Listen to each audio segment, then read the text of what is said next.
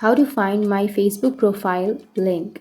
So if you want to find your Facebook profile link, then what you need to do is simply open up your Facebook application. Once you've opened your Facebook, now go for the profile or go for the upper right, which has that three bar icon, and here you need to tap on your profile.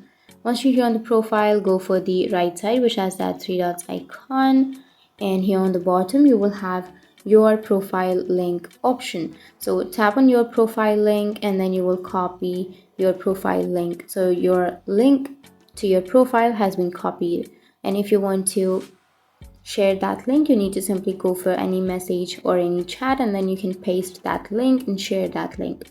Or if you want to share your profile, tap on share profile, which is on the bottom, and then you can simply choose the option in which you would like to share. So for example, I'll be choosing copy link. I'll just copy the link, and once you've copied, now if you want to know the link or if you want to have the link, then you can simply open up your notes and then you can paste your link right here under your notes, and that's it. Here you will have your link.